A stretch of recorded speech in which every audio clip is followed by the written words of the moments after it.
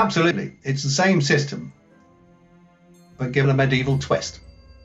As people who have played Fog 2 Ancients will know, Fog is designed to give a good representation of ancient and medieval warfare without getting bogged down in so much detail that the game becomes less playable and enjoyable.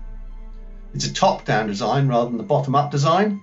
That means that we look at actual historical outcomes and then try to make the rules reproduce them, rather than working from reconstructions of arrow penetration and the like.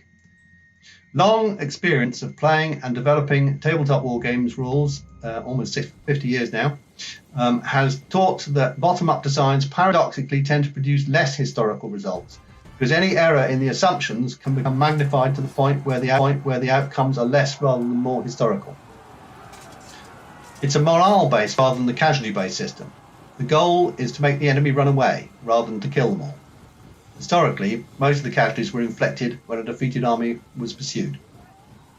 The army lists are based on extensive research by experts over a number of years and are as historically accurate as we can make them. We try to analyse the important differences between different nations' armies and not invent differences between their units just to make them more different, when such differences are not supported by good historical evidence or are based on biased historical propaganda.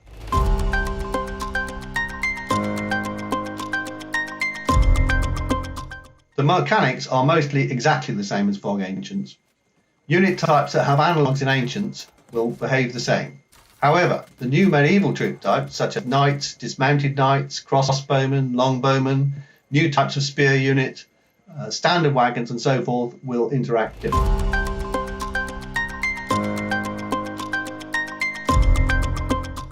Well, firstly, Fog 2 Medieval does not have a completely new engine. It does have some rules changes to suit the medieval period, but otherwise it plays in much the same way as Fog 2 Ancients. The main reason it's a standalone was to allow us to give it a medieval feel, including medieval themed music with user interface and terrain graphics based on medieval manuscript illustrations. We felt that the ancient mosaic look of Fog 2 Ancients was no longer appropriate for the medieval period, and it would be a lost opportunity to shoehorn medieval into a game with an ancients look. The other main reason is that the addition of knights to the game significantly alters the balance between the different troop types, and having the medieval game as standalone allowed us to completely rebalance the unit cost system to reflect this new balance. We also took the opportunity to completely revise various UI displays, e.g. route percent indicators, tool tips, close combat reports, combat log, etc., all of which are greatly enhanced in Fog 2 Medieval. We also added historical balance for each nation, defensive battle and siege relief scenarios, field fortifications in custom and campaign scenarios, frozen, that is snowy terrain style, many more strategic decisions and scenario setups in campaigns, and various improvements to the scenario editor.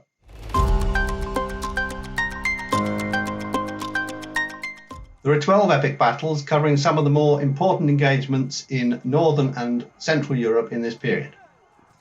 Hastings 1066 is of course between Normans and Anglo-Saxons.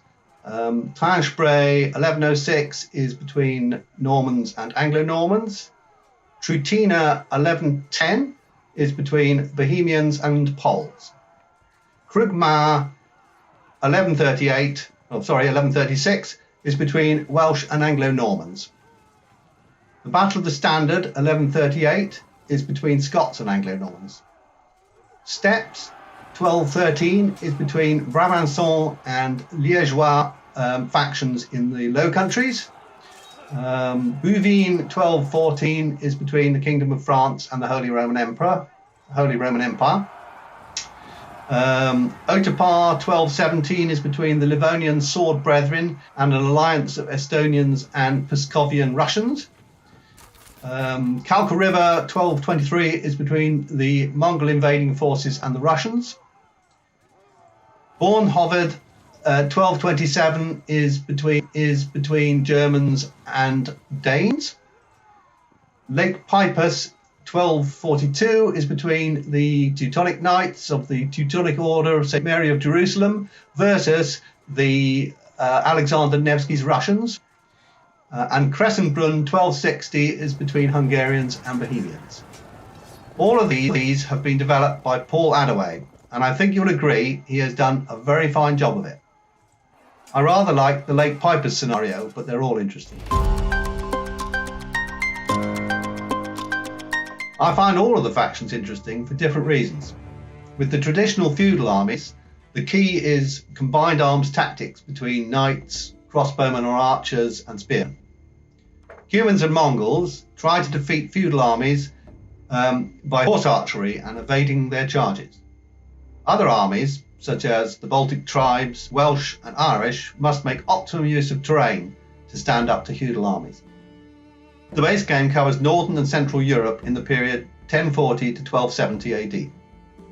There are 58 different army lists, and these represent 28 nations or factions at different periods, covering France, Normandy and Brittany, Germany, the Low Countries, Free Cantons, England, Scotland, Wales, Ireland, Denmark, Norway and Sweden, the pagan Baltic tribes such as the Old Prussians and Lithuanians, Teutonic Knights, Russia, Poland, Bohemia, Hungary, the Cumans, Volga Bulgars, and the Mongol invasion.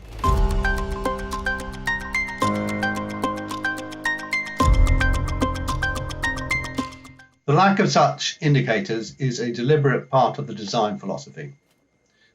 The information is available by mousing over the map, so scouting out the terrain isn't an onerous task. But not having neon warning signs over dangerous terrain is more realistic and allows players to make the same sort of mistakes that historical generals often did, with troops suddenly finding themselves in unfavourable terrain because their commander failed to scout it out. Because we were going for a tabletop look in Fog 2, with detailed individual figures each representing an average of 60 actual men, it wasn't possible to represent the terrain on the same scale as the figures. Otherwise, trees and buildings would be huge and wouldn't fit on a square. So it was inevitable that there would be a mismatch between the figure and the scenario and the scenery scales. Even Pike and Shot has such a mismatch. It's just less obvious because the figures are smaller, but the buildings and terrain objects are still smaller relative to the figures than in reality. The terrain in Fog 2 Medieval has been deliberately designed with an unrealistic look, corresponding to medieval artistic conventions of depicting terrain, as seen in medieval manuscript illustrations. All of the banners use historical symbols appropriate to the nation or faction that they represent. Currently, we have no plans to make banners customizable.